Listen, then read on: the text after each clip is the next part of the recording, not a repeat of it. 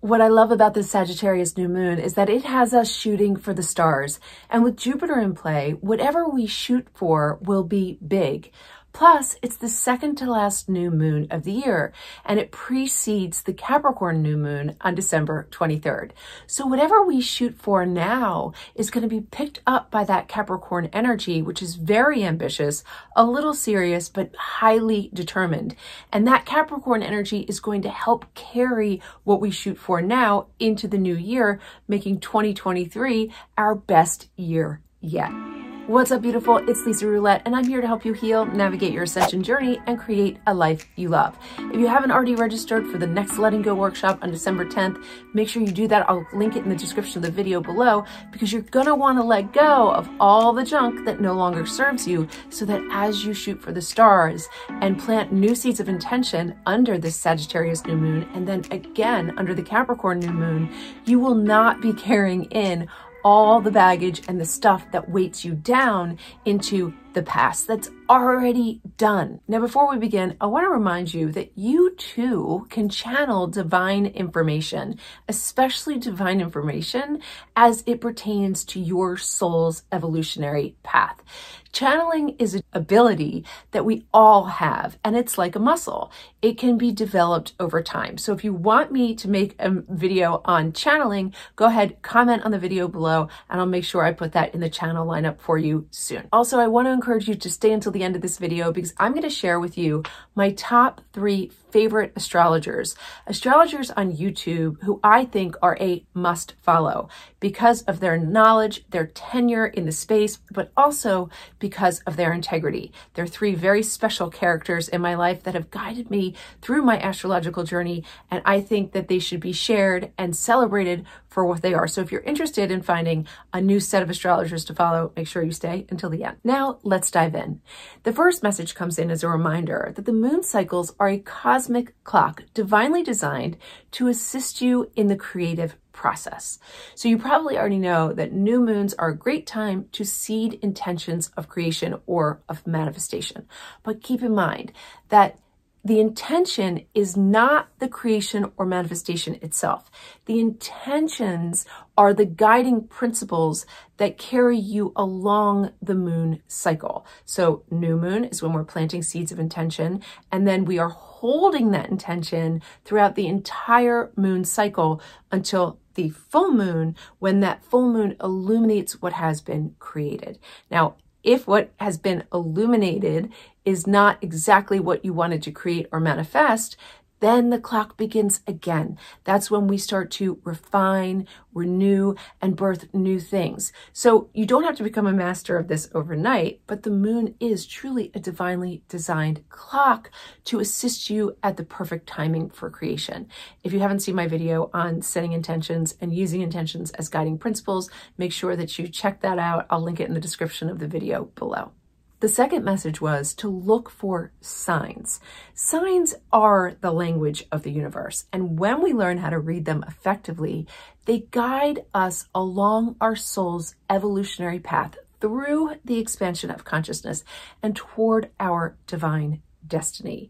Even the Bible talks about signs when God said in Genesis 1:14, "Let there be lights in the firmament of heaven, to divide day from night, and let them be for signs." So as this new moon is in Sagittarius, there are all kinds of signs that we can read to use for our development, for our expansion, and for the creative process. Because remember, we are here to create as a direct extension of one source consciousness that created all. We hold those powers of creation. So when we're at this new moon, we really want to deeply embody our creative power and allow the signs to guide us. But all signs have a shadow and a light aspect to them. So there's always a positive and negative polarity of each sign. And the positive aspect or light aspects of Sagittarius is that sort of charming, forward-moving, highly optimistic energy that we want to embody as we plant those seeds of intention. And we do want to avoid the shadow or negative aspects of Sagittarius, which include being pushy, self-indulgent, impatient, and always procrastinating. Now, the other sign that we're working with is Jupiter. Since Jupiter is at home in Sagittarius, this is a very positive aspect. Jupiter is going to make big or amplify all of your intentions. So again, ensure that you're holding the intentions for the entire moon cycle, but also that you're really embodying those positive light aspects of Sagittarius so that the universe knows you are ready to carry your intention straight forward into the full moon. And the third message came in as a word of caution to remind you that no one can read the signs better than you can. There is a proliferation of astrology across all media, from Oprah Magazine to Mind Body Green to Astro TikTok and every astrologer on the block.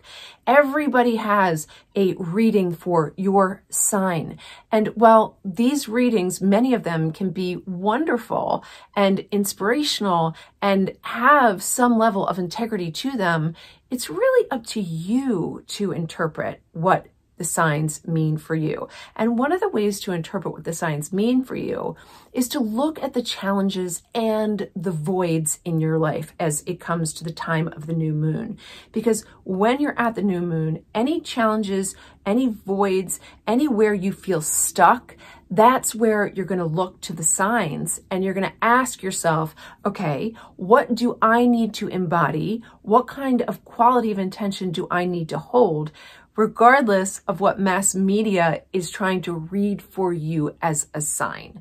Okay, and this leads me to my top 3 favorite astrologers who aren't sort of throwing up on you exactly what it means for your sign, but rather come with a lot of integrity, a lot of tenure in the industry, and to me, brilliance. So these are the top 3 astrologers that I follow consistently, and I would recommend you do too. In no particular order, the first is Pam Gregory.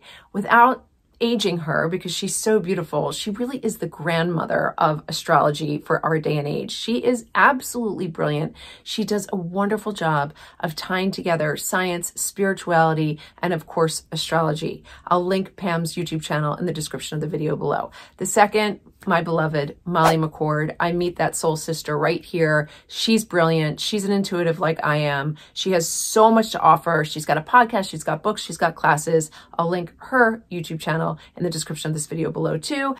And last but not least, Adam Elenbaas from Nightlight Astrology, who draws from ancient wisdom like no other modern astrologer does. He is absolutely amazing. He's got a ton of great videos. If you're not already a follower of his, I'll link his channel in the description of the video below. Stay in the luminosity of your beautiful light and never forget, you are loved.